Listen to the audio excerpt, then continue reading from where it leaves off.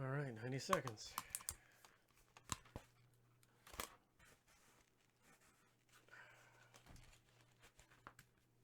Check, check.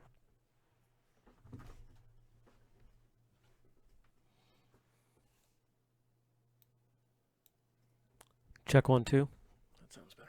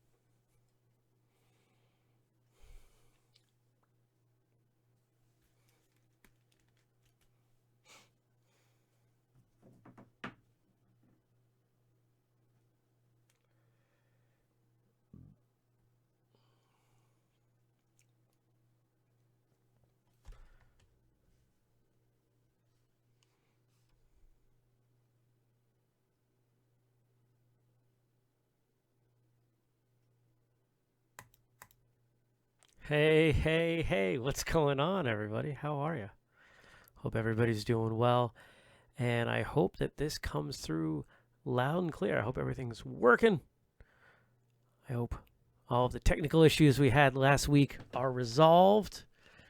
If I have anything to say about it, we did, because I spent a lot of time working on it. The network setup in here is better. Internet has been upgraded insanely. And yeah, Andrew says it sounds great. Cool. All right, awesome. Well, the first thing that I have to acknowledge, because so many of you in the chat were part of this, is episode 500. Episode 500 of Martial Arts Radio dropped yesterday, and it was an amazing video that I was just blessed to be able to kind of curate and bring out, because we had some absolutely amazing martial artists. Some of the biggest guests we've ever had on Martial Arts Radio were part of that video. And if you haven't had a chance to watch it, go to our YouTube channel, check it out. It's absolutely amazing. I keep saying it's amazing. It's just, I think it's really cool. We asked people to answer the question, what would you tell martial artists 100 years from now? And the answers were pretty cool. So go check that out. People are saying things look and sound better than last week. I hope so. I spent a heck of a lot of money. I'm spending a lot more money on internet than I was. So, yeah. Thanks, Comcast. They did something right.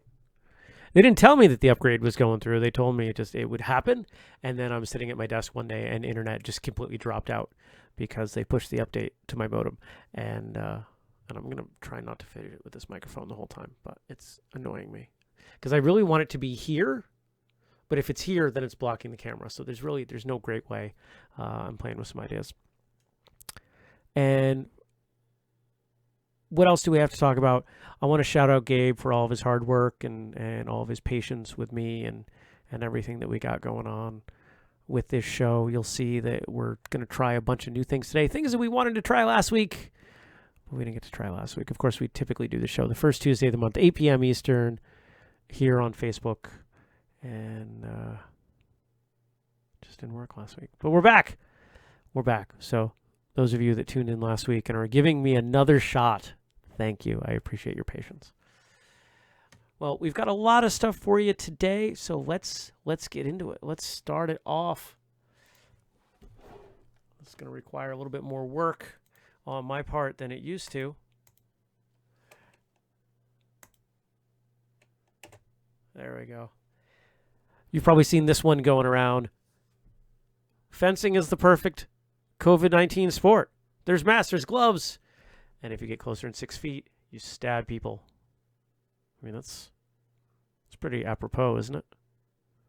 I would like to see fencing make more of a comeback. I think people underestimate the benefits of fencing as a martial art.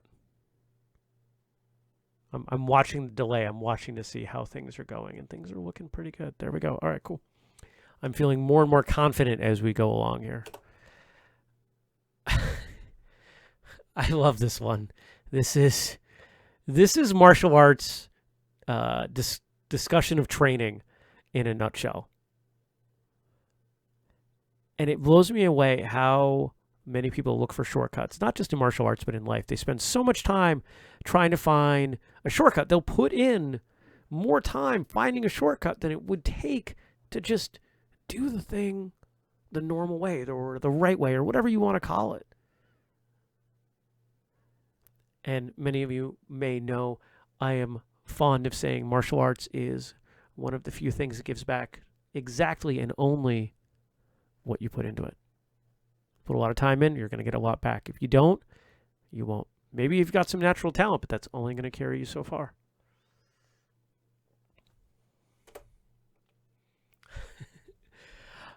What's great about this stuff that Gabe sent over is that one, I didn't really look at it ahead of time, but two, I didn't tell him, this is more important, I didn't tell him what to include. So when we get something like this that I absolutely do myself, it makes me laugh. Because there are times that I'll be sitting in a restaurant or at the grocery store and I'll play, what would I do? What would I do if all of a sudden people just popped out of nowhere with, weapons or I got mugged or, somebody took a hostage, and maybe it's a dark view of the world, but I appreciate the mental exercise of it. I think it's entertaining is the wrong word because that trivializes the situation.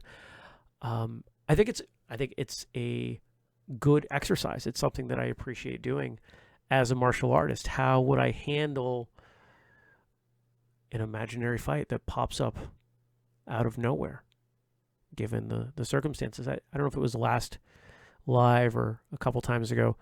We talked about impromptu weapons and what aisle would be the most appropriate or the most beneficial to be in. Oh, pardon me. If you needed a impromptu weapon.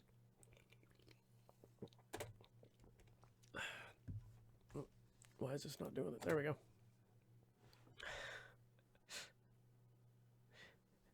I think this is a great example of it. At least this is what I imagine is going on with a lot of online training. People signing in and turning off the cameras and just pretending that they're there training. And of course, this wouldn't work if you're sitting there in front of your instructor in class. Oh, I'm just gonna stare at you. I'm gonna watch you teach. I'm gonna watch everyone else do it. Nah, it doesn't work. Of course that doesn't work. But this is the difference with online training. A few weeks ago, we hosted a seminar. I put one on from my living room, and there were a few people who didn't have their cameras on. And I wondered what they were doing.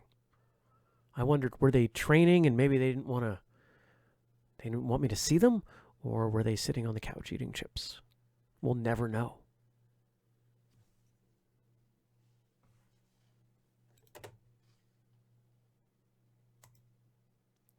See, and Gabe's even got these transition slides in here, which are super cool. This is from one of the very first photo shoots that we ever did with whistlekick, which is great.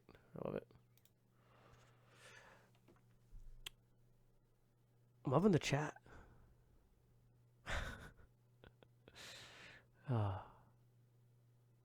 Stacy says she was in her PJs during the training. Hey, I was pretty much in my PJs running the training.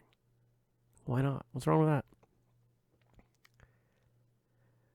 We've got this Martial Arts Fun and Friends Facebook group, and I know a number of you are in it. Maybe most of you are in it, but we launched that because there was far too much negativity going on in a lot of the martial arts groups that I was part of, and I got sick of it. So started this one, and Gabe posted something in there that I really liked. What non-martial arts movie quotes would be hilarious in the context of training? And he gave us some of the best answers. And this first one gives me something to talk about, so I want to show you this one. of course, from The Princess Bride. You keep using that word. I do not think it means what you think it means. And the reason I wanted to talk about this one is because I just rewatched this over the weekend. Now, I hadn't watched The Princess Bride the first time until I was 25, 26, and I didn't like it because I had heard for a decade that it was this great movie, and I had these really high expectations. And of course, whenever you go into a movie with high expectations,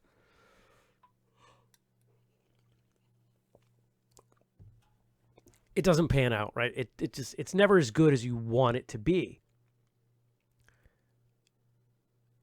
So I kind of dismissed it, and I have long considered it the most overrated movie.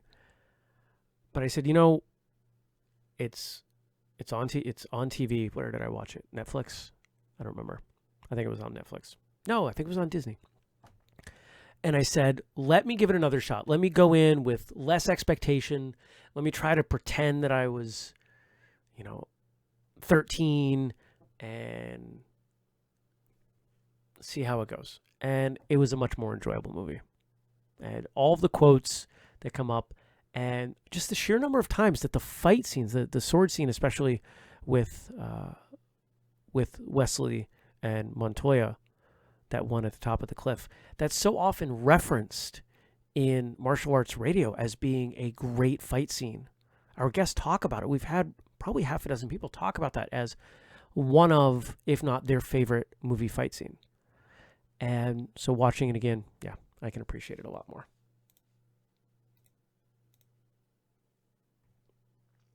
Other quotes that people gave for this. Resistance is futile. Of course, the Borg from Star Trek. I guess I'm going to attempt to do this one with the voice. You're going to learn today. All right, all right, all right. Not my best Kevin Hart impression, but that's from Kevin Hart's stand-up. He's got a treble in his voice when he does that I just can't hit. It's all in the hips. Yeah, it's all in the hips. Of course, from Happy Gilmore. Imagine someone saying that to you while you're sparring or during partner drills or self-defense or grappling. Don't act like you're not impressed. From Anchorman. I've been saved by my pinchers of power. The Goonies. It's a movie I haven't seen in a very long time. And then we have two more from the same TV show. I Have Spoken. And if you don't recognize it from that, you will from this one. This Is the Way from The Mandalorian. Good TV series. Jenny says that The Princess Bride is her favorite movie of all time, and she's even read the book. And yes, it is on Disney+. The fencing scenes in that movie, we got good stuff coming in the chat. The fencing scenes were choreographed by the same person that did Errol Flynn's movies, which would explain why it's so highly regarded. Eric says, grappling is akin to violent cuddling. Good stuff. A couple funny stories that came out of the same post. When we practice for tournaments, sometimes I'll introduce myself with, judges, my name is Inigo Montoya. You killed my father. Prepare to die. I've joked about a number of kind of sarcastic cliches that I would love to do at tournaments, and I keep threatening to do them, and I should just go ahead and do them. For example, a very long, drawn-out bow-in process and announcement followed by 3 moves and then bowing out. Kind of this anticlimactic thing. Jordan says his favorite quote will always be sweep the leg, and anyone who knows Jordan knows his affinity for Cobra Kai. Not just the new show, but Cobra Kai in the original. Can we call it a trilogy? Can we forget about the 4th one? The irony is I know someone who was in the 4th one. I once took a bunch of kids to their first tournament and purposely went a bit late so they could see all of the other martial artists doing their thing in the whole gymnasium. I stopped when their eyes all wide and darting Toto, I don't think we're in Kansas anymore. It went right over their heads. One girl said, we don't live in Kansas, Sifu. Epic fail.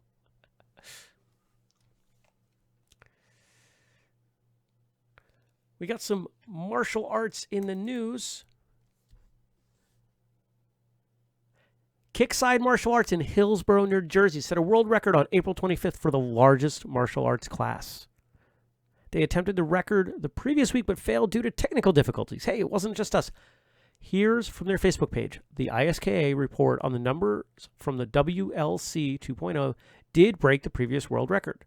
The new record is set at 1,925 participants. Can you imagine that? 1,900 participants. Hey, you know what I didn't do? I didn't turn on the lower third. Where'd that go? Here it is. Hey, watch this. I still don't have anything catchy for underneath that. If you all in the chat want to come up with something fun that we can use for that, I would be appreciative. See, and now with the lower third, I've got to adjust the camera, but that probably fills the frame better. So I should have done that in the first place. See, I need a producer. I need someone to stand like right there and say, Jeremy, do this. So I can just be the guy on the camera.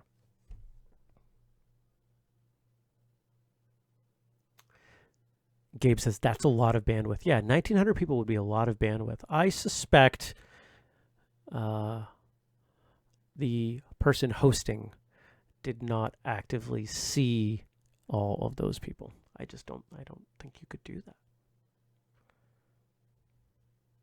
And then, do we have a slide for this one? We don't. Of course, the 2020 Olympics have been moved to 2021, including karate. So those of you who have been wanting to hate on karate being in the Olympics, you have to wait. Those of you wanting to hate on the new Taekwondo uniforms, you have to wait.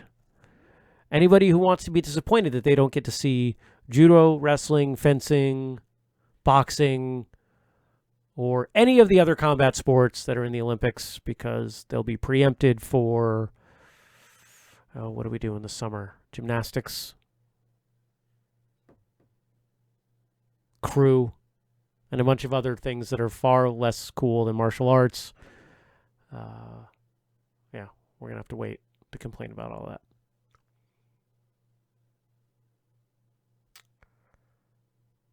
Funny martial arts videos. We got some clips here. Now, here we go. Where's this? Boom, boom. I need like 4 more monitors. There's only so much I can do here. Where's that loading? There we go. Move that over there. Close those 2 things. All right, hold on. We got audio to deal with here. Where's the audio? There it is. This should turn this on. And then we do this for a full screen. All right.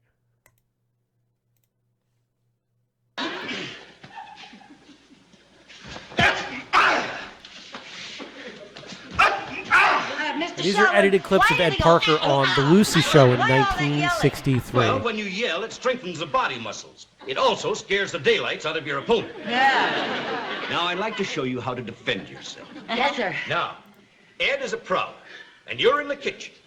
And he sneaks in through the door and grabs you. Oh. Yeah. Now, what would you do? I don't know. That's what I came to find out. You ready? All right. Go. Oh, shit.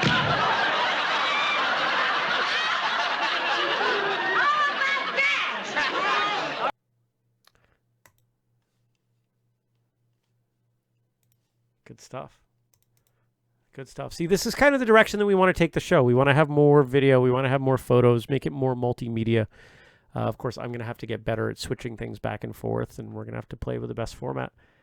But hopefully that works for everyone. Hopefully everyone's digging that. And it looks like everything's still running. So I'm just, I'll be honest. I'm nervous. I'm going to keep checking. Yeah, that's working. Good stuff. That was a good one. And then I think we've got another video clip here. that we can load. Let me cue this up. This is one that I bet some of you have seen and involves, let's say, a bit of an homage to a past guest of Martial Arts Radio. What else going on in the chat? Ed Parker was trying hard not to laugh in those clips. That was funny. I need to watch that Lucy episode. Haven't seen that one before. All right. This, you may recognize. Some of you may even be able to recognize just by that little bit that's right there. Thanks to centuries of experience fighting in the Six Realms, I've learned nearly every martial art from ninjutsu to Krav Maga. And I'm ready to pass that knowledge on to you at Scorpion's Family Fitness Dojo. Learn to protect yourself in one of our many self-defense courses offered at convenient hours throughout the week. Take advantage of our after-school program, where we'll teach your child the basics of self-defense. Not interested in martial arts? No problem! We also offer Zumba classes for high-intensity cardio and fun. All right, everybody, high knees. Excellent form, Sharon. Keep it up. You're doing great. Thanks, Scorpion. I need a break. What? I said raise your knee! So what are you waiting for? Get over here to Scorpion's Family Fitness Dojo. Conveniently located off 11th and Lamar, right next to Sub-Zero's frozen yogurt parlor.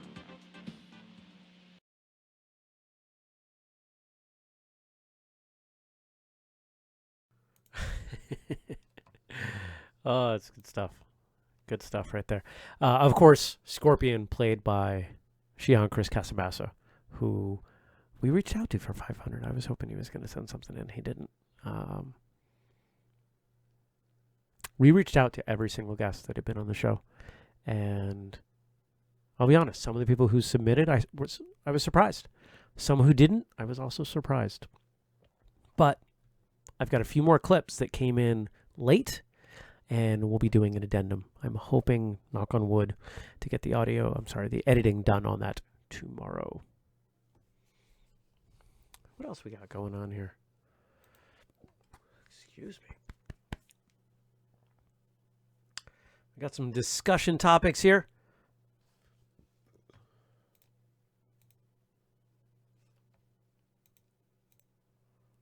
Stuff to do at home. How can practitioners improve their mental training while they're at home? There is a lot of stuff we can do. Now, of course, those of you watching, listening, paying attention in the chat, I would love to hear what you have to say, because that's kind of the fun of doing this show live, is that I get some feedback, get to thank all of you. Oh, shout out to Matt for the Scorpion video suggestion. Now, my thoughts on what we can do to improve mental training while we're at home. Don't underestimate temperature. Cold showers. A lot of us freak out at the idea of cold showers. Well, that's purely mental. In fact, there's all kinds of scientific research showing benefit around cold showers. So if you want to think about health, there's actually some reasons to do it. But if you want more than that, it's going to make you tougher. I went for a walk today. It was 42 degrees. I wore a t-shirt and a light sweatshirt. I was cold, but I wasn't that cold. It wasn't going to hurt me. So I powered through. Got home. I had completely forgotten about it. What are some of the other ways that we can, I guess, toughen up mentally? You know, one of the other things, and this is going to sound silly, but it's something I've been working on for a few years. I noticed that my reaction, whenever I bumped my knee or, banged into something, even if it didn't hurt, I would say, ow. I had no reason to say ow. It didn't actually hurt. So I've stopped saying ow. I've stopped responding in that way. And I've slowly worked it the other way, that there are times I'll bump into something and it really hurts. Maybe I'm bleeding. And I will do my best to not acknowledge it in that way. I'll observe it. I can observe the pain or whatever it is without embracing it and letting it control me.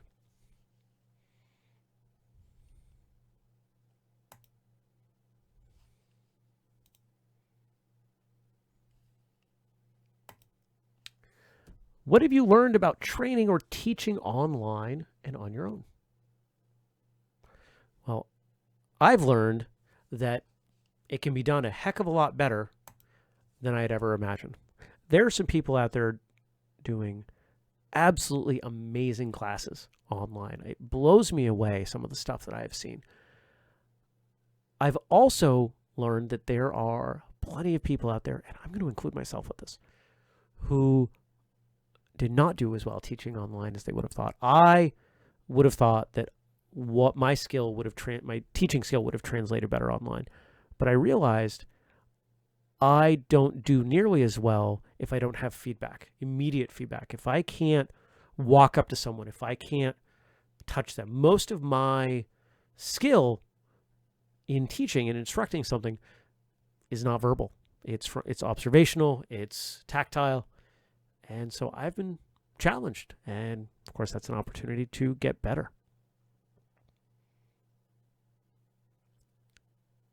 We got some comments coming in from my thoughts on responding to pain. Pain don't hurt. I'm allergic to pain. It hurts. We don't say ow in our dojang. We say aya. Stacy says, I've learned that my condo is not designed for forms work. Can't wait to have a finished back deck. You and me both. I actually talked to the guy who's going to build that just a couple hours ago. And I think training on my own, it's hard. It's hard to motivate. This is probably, I'm not going to say everyone. I'm going to say this is many people's biggest challenge, and I am including myself in that.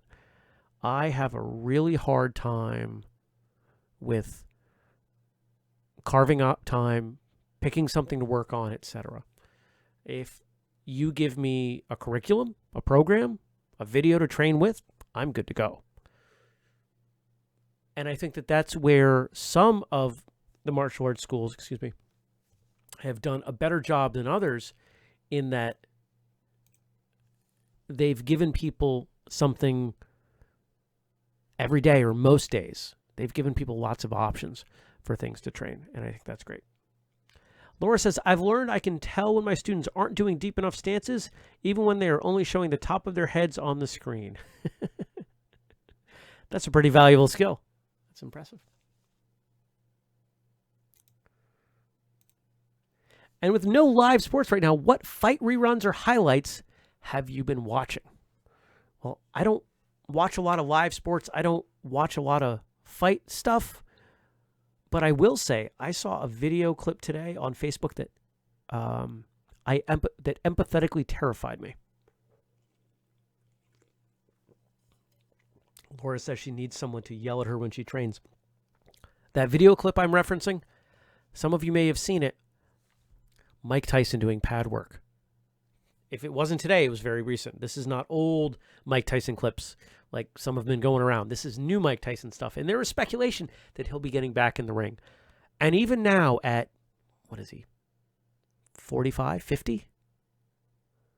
Is still one of the most terrifying individuals that I could ever imagine fighting in any way, any rule set. He is a monster.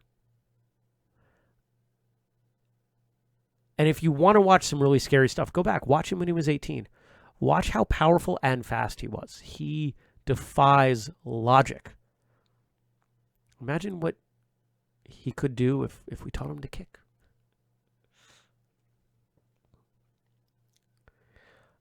I know that the UFC had their first fight the other day. There's a first fight night, no spectators. And I think there's some other... there's been some other stuff. I think there's been a lot of reruns, of course, but pretty sure I didn't even hear of any kind of like bootleg fights going on during quarantine, which I find interesting. We got a birthday boy in the chat. Happy birthday, Fred. Welcome. Andrew says Tyson is 53. Wow. Doesn't change how scary he is. Not even a little bit.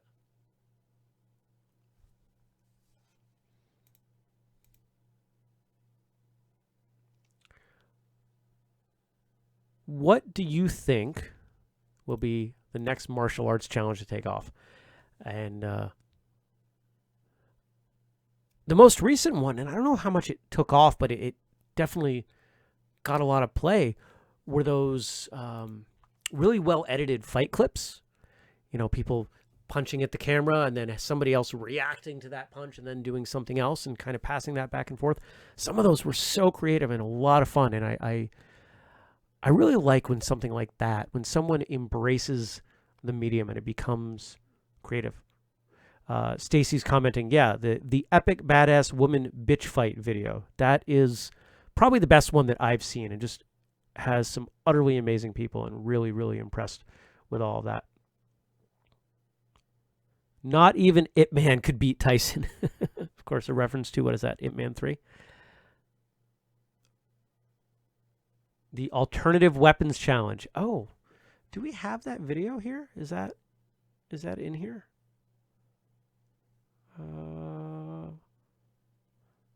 There's a lot of stuff. I don't know if we're going to get through all this, but I'm looking. Gabe, let me know if that's in here. If that's not in here, let's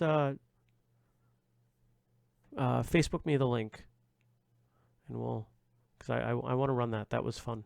You guys put some good time into that. Yeah, so we've seen the bottle cap challenge, the picture posting challenge, and stuff like that. And there's a video here of Donnie Yen doing the bottle cap challenge. Let's look at that one. Oh, there it is. I missed it. It's here. Okay. Let's do Donnie Yen, and then let's go back to that, because somehow I missed it in this.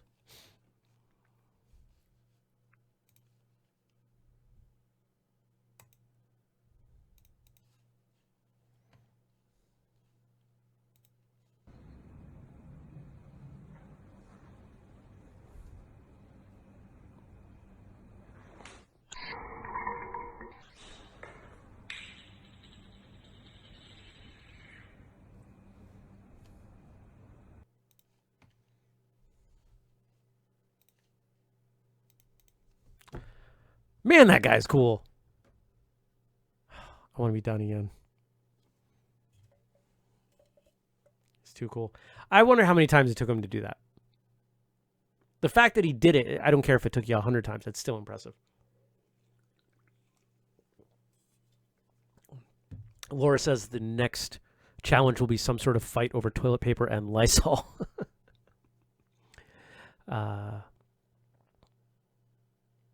Craig says, how to encourage students to practice outside of class. That's a challenge that's been long-standing. And Ron says, the Remote Forms Tournament Challenge. I saw quite a few of those pop up, and from what I can tell, participation was fairly low. Now, I do want to show this, because this clip comes from two people who are in the chat right now, two people I consider friends, and I think what they put together was really cool. Now, this I know the backstory on. It is the result of a conversation that we had a couple episodes ago about impromptu weapons. And I did not ask them to do this. I did not suggest that they do this. It just suddenly showed up in my Facebook Messenger feed one day.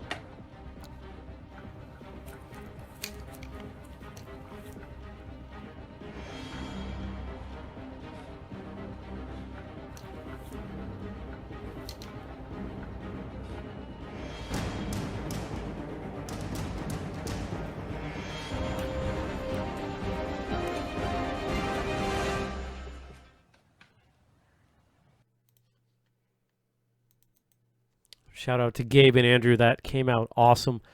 And, it's fun. It's certainly a fun video, but I think there's a lot of practical stuff there too, right? The idea that we get better at working with what we have available to us. And I think that there's a wonderful mental exercise. We've talked about this. What do you have handy? I mean, yeah, I've got a knife right here because this is what I use as a letter opener. It's a retired kitchen knife. But what else is there? What would I do with this Bluetooth speaker? How would I use this as a weapon? How would I use, this charging cable? How would I use any of those things? And one of the things that my original instructors used to say is that you should be able to take any weapon and apply your empty hand principles to it. And you should be able to adapt any form that you know to using that weapon. And it's something that I've played with over the years, and it works, and I would encourage you to try it.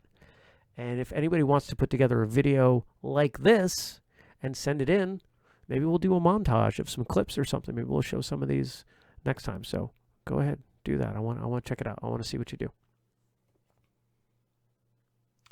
Craig says a broadsword is equal to a bar stool. I would agree. Andrew's sending out props to Gabe for doing all the editing and making him look good. My favorite part in that is when Andrew's got Andrew's the one with the dustpan and the broom, and he comes around and he sweeps the dirt in the air at the guy's eyes, or at the attacker's eyes. We'll be gender neutral. What else did we get? Yeah. Got a lot of compliments coming in for those two gentlemen for what they did there.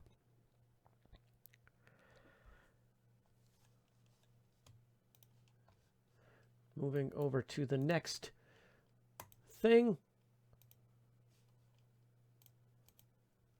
Where would you be if you had never found the martial arts? Or worse yet, what would this world look like if the martial arts were to be outlawed? Well, the first question is pretty easy. I've finally come to accept that there's a very good chance that I would not be here. I'm not going to bring the show down by talking about that. But bottom line, if I had not found martial arts, I don't know that I would have made it through. Now, what would the world look like if martial arts were outlawed? How do I answer this without going political? Because I don't want to, right? We don't do politics on this show. I suspect we would have some things start to blur the lines. I think we would see, if anyone's familiar with capoeira, it's a dance. It's a dance that has martial arts movements. I imagine that we would see some traditional arts kind of go underground and be taught in the way that they were a long time ago, one-on-one. I'll invite a friend over and teach privately in the garage kind of a thing. I think we might also see some arts do what capoeira does and hide it in music.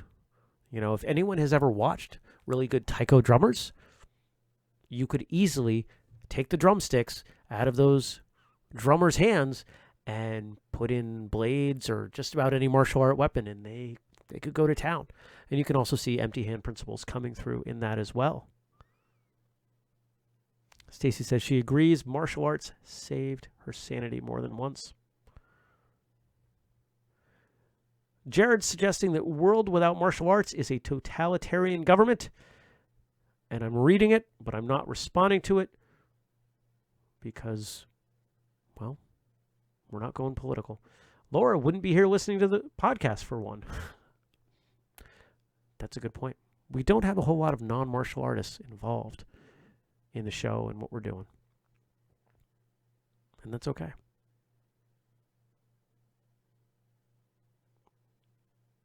Jared's follow-up, I also don't think we could ever stop people from fighting. I would agree. There are lots of laws about fighting. People don't follow them.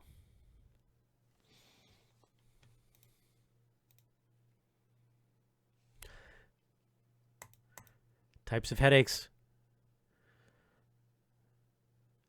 Migraine, hypertension, stress, and seeing a white belt, teaching a wrong move to another white belt. Oh, that is painful. It is incredibly frustrating seeing someone who thinks they know, trying to show someone. And, it's hard because it's coming from a good place. They're trying to help somebody out. They're trying to benefit them, give them some good stuff, but it's not their time.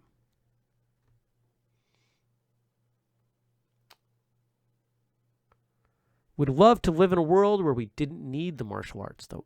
That is a great point. I would make a slight adjustment to that. I would love to live in a world where we don't need to learn self-defense, because I equate martial arts to a lot more than that. But I think, what would martial arts look like without self-defense? It would probably be much more like a dance. Comes full circle. The conversation comes full circle.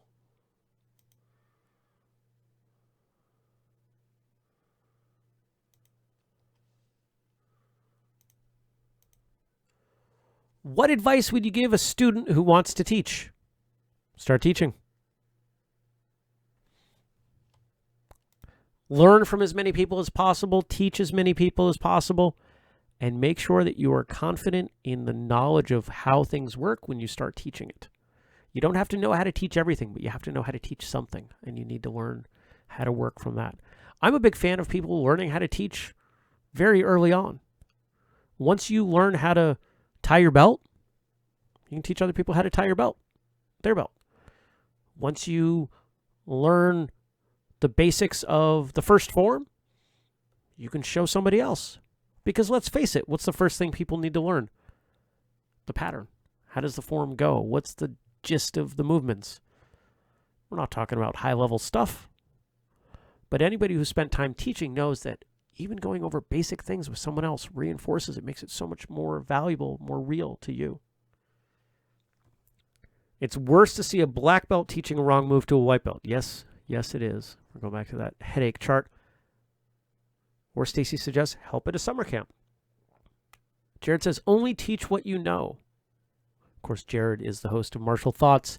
And Jared, I don't think I've said anything to you about this yet, but the episode you did unpacking Star Wars and martial arts was utterly phenomenal. If any of you out there are Star Wars nerds, Jared, I don't remember what episode number it was because I don't think of your show that way. I barely think of my show that way because things don't always go in order. But it was awesome, and I loved it, and I hope you do more of them. Craig says, improve visualization and engage in writing exercises for strengthening metaphors. Oh, I like that a lot. Taking the skill of teaching beyond the mats or the floor or whatever you want to call it, and engaging your mind much more because, I think you have to. If you could get a black belt in any style, which would it be?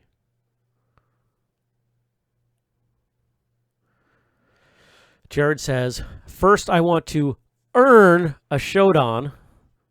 Sounds like there's a little bit of distaste at the word choice.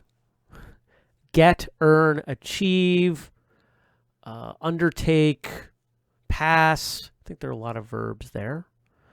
I don't think the question was intended as to hand over in exchange for money without skill. See, I just complimented him. Now I'm gonna pick on him a little bit. I want to earn a Shodan in the art I'm studying right now. Besides that, I studied words. Words are hard. PCK Salat for about a year, and I'd want to become proficient in that. John Schuttinger's high school buddy says Tiger Style from Wu-Tang. Matt says, I'd love to have one in Capoeira, but I think one in BJJ would make me more rounded. Jen says a second in Taekwondo, and she's interested in learning Kung Fu. Rodney would love to add Hapkido or BJJ. Stacy says her body doesn't have the moves for Capoeira, but loves it. for me, if I ever added to mine, it would be a kindred art. Stacy's a Taekwondo practitioner. Like Hapkido for the cane work. Jordan says BJJ. Nikolai says, and I always butcher the pronunciation of this, and because I actually looked up how to say it once, and it doesn't sound like it's spelled. But I'm going to pronounce it like it's spelled. Kalaripayattu, which is an Indian martial art. Some claim it's the oldest martial art. It's not necessarily fully practical for the modern American society, but has some history as one of the oldest recorded arts. And we've got a footnote here. It's originally a traditional form of martial art that started in southern India. Kalaripayattu, or Kalari, is the science of war, treatment, and marma therapy, believed by the historians to be one of the oldest existing martial arts in the world. It's all about inner peace and fluid animal movements. Jared says he's gotten some good responses from the Star Wars episode. No doubt. It was great. And it was fun because there was someone who had approached me and wanted to do something like that. And I've been bugging them for an outline for probably 6+ months. And he actually just reached out yesterday and I said, sorry, Martial Thoughts beat us to it. Craig says, I'd take the MMA triad since in real life I don't touch that stuff. Kung Fu for years. And I don't know what you mean by the MMA triad. I'm guessing you mean Muay Thai, BJJ, boxing? I don't know what the other one would be. I don't know. You'll probably comment. We got another video here.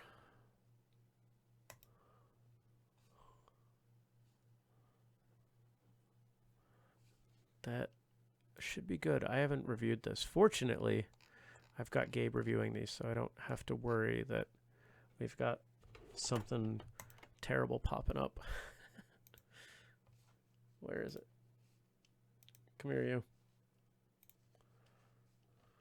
Loading.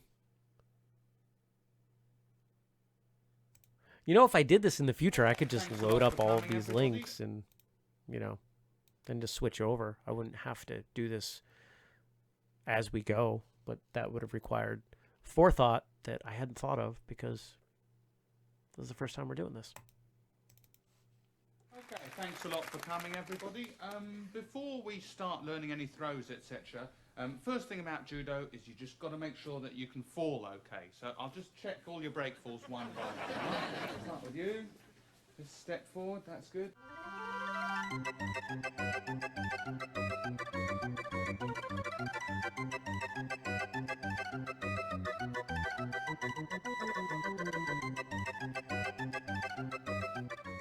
Okay. So we bow. Yeah. Just one big bow, then the throw. Okay, so one, then.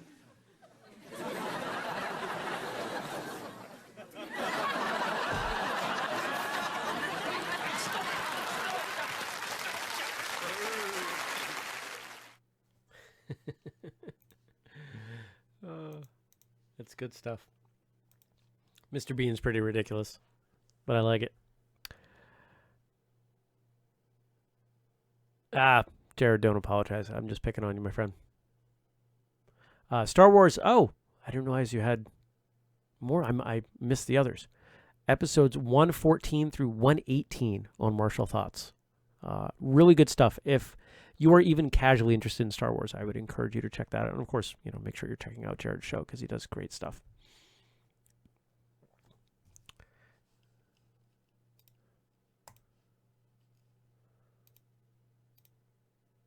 Oh, I'm missing stuff.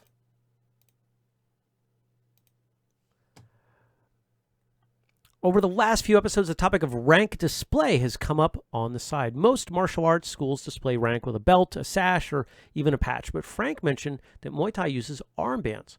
What other ways have you seen rank displayed in the martial arts?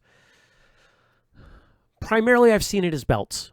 I also have seen some things around colored uniforms, colored trim. For example, the karate school I grew up in, we weren't allowed to wear black uniforms until we were brown belts. And it was supposed to just be black and white forever. I mean, that was all we had. And then there was a sarcastic young man in the school who kept telling his mother that he wanted a blue uniform when he earned his black belt because that was funny to him. And then he earned his black belt and was presented with a blue uniform. And then the wheels fell off and there were red uniforms and only a few of the instructors dared wear anything else color-wise. But in our school, that was a bit of an indication. And yes, if you couldn't tell, I was the person with the blue uniform. I still have it. It's in my closet right there. It's in that closet. I'm not going to show you because I have no idea what else is in that closet right now.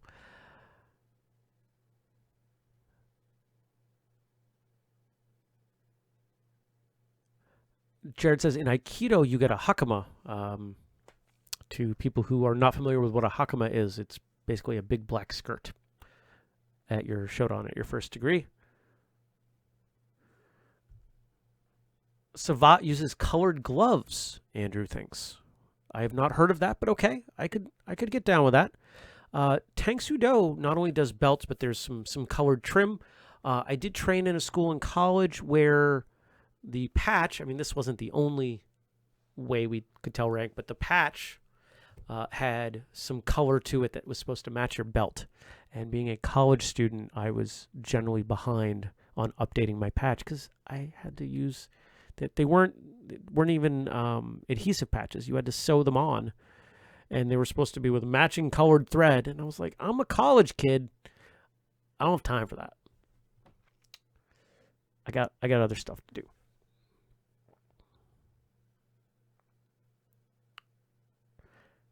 As long as we're allowed to gather at all this summer, are you participating in any martial arts camps this year? What are some of the coolest drills or games you've seen at camp?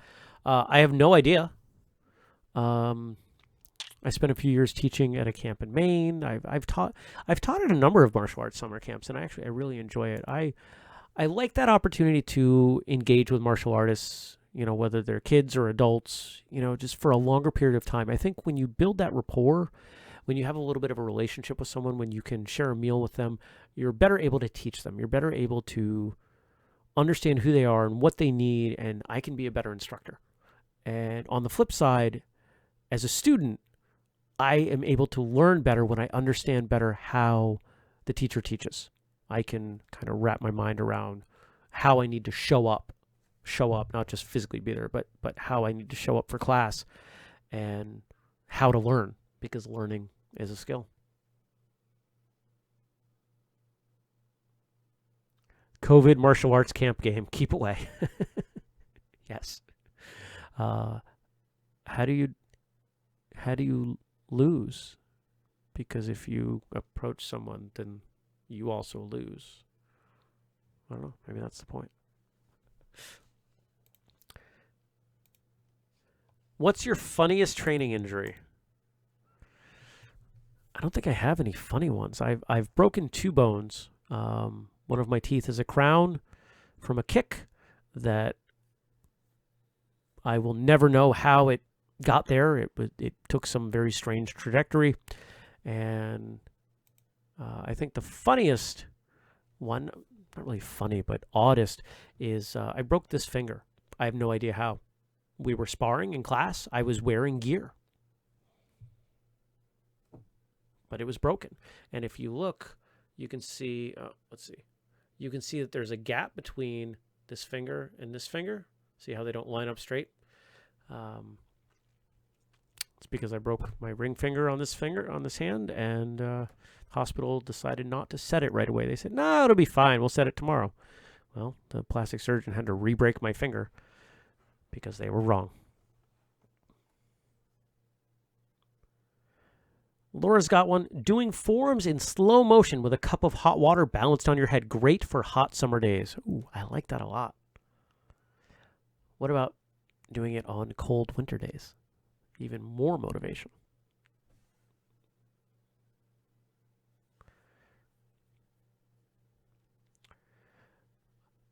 Other responses to training injuries, Jenny says, well, I have repeatedly given myself black eyes or bloody forehead gashes with my own sang chul bong because no one beats me up but me, mostly. Then there was the time with the 4-on-1 sparring match. I was one of the 4, and Matt was the one. They're married. And let's see. Nope, not going to say anything about that. I was an orange belt at the time and had been sparring for maybe 2 months. During the match, my other 3 team members were holding back and not making much contact with Matt at all. Not me. The big, bad 8th cup that I was, I kept working my way in and trying to get some strikes in. At one point, I cut between 2 of my partners and slid in to land a sidekick. As my leg was coming up, Matt saw me, lifted his size 14 foot, and planted a sidekick of his own right under my left arm, nailing me in the ribcage, and good. Took my breath away. He paused for a moment to make sure I was okay, and we finished the match. Turns out that kick cracked a few ribs. He and I had just started dating, so we tell everyone that was the day he kicked his way into my heart. Very sweet, very cheesy, and the type of thing that only people who train together understand. I'm sure you had some looks, or at least some surprise, as you told people what had happened. Laura cut her knuckle doing line drills and punching. No idea how. We determined I punched a ninja. I could see that. Matt, the other half of this duo, has 2 good ones. So during sparring with my buddy Steve, I accidentally kicked him in the mouth. There was blood all over the floor. We were walking in circles looking for a tooth. His tooth had cut my toe, but I didn't realize it. Second, during an XMA seminar, tricks, flips, etc., shout out to Mike Chat, who was a guest on the show a very long time ago. During the warm-up, we were doing cartwheels. I managed to break my foot a long ways, between 2 toes, down to my heel. I had to sit out the whole seminar. The day before, I was training with some of the guys showing off my 720s, both sides, and a few other tricky flips. But I was stopped by a cartwheel. I like that. That's good stuff.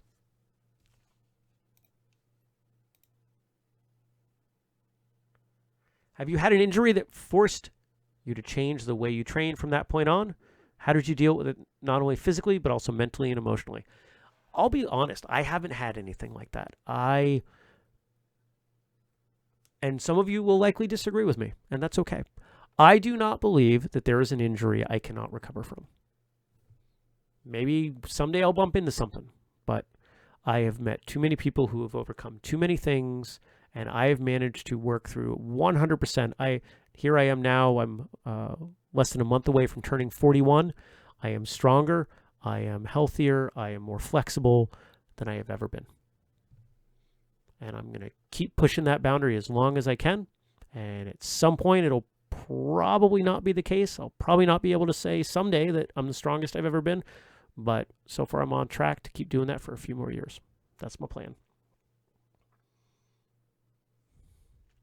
Hey, look at that. We are coming to the end of our time. And I think that this is a good point to end it. Is there anything else that I wanted to get through that we could do in the next couple minutes? Pretty good. We got through most of it.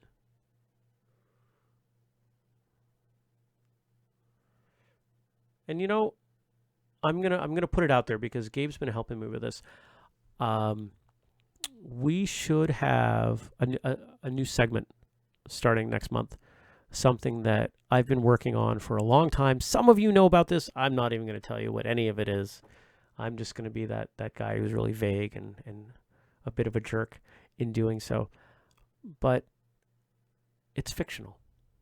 We should have a fiction segment, something fictionalized for next time. And I'm looking forward to that. I'm looking forward to sharing all of that with you. So we'll see. We'll see how it goes. And we're going to save the rest of this stuff that we've got.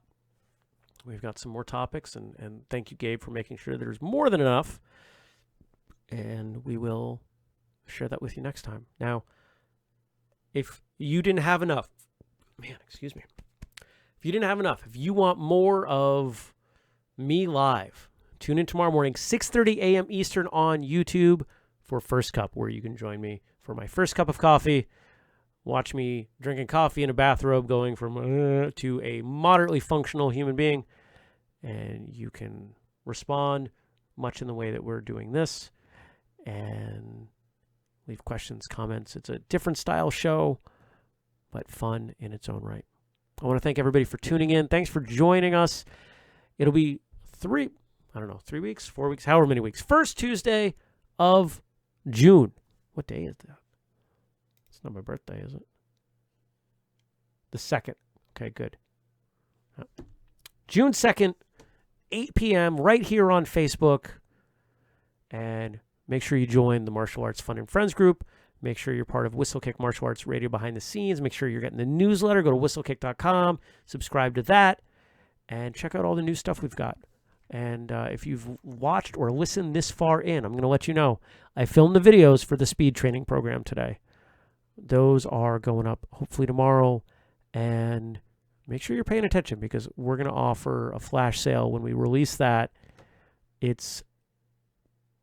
don't want to toot my horn too much, but it is unlike anything else out there. The strength and conditioning program we did, it's good. It's really good. There are other strength and conditioning programs. The speed training program we're doing, there's nothing else like that. There's nothing else out there that is like this. And I hope it yields some sales. It would be nice for Whistlekick to be profitable. All right, everybody. I want to thank you for tuning in. Thanks for watching. Thank you for commenting to those of you in the chat. Have a great night, and I will see you soon. Take care.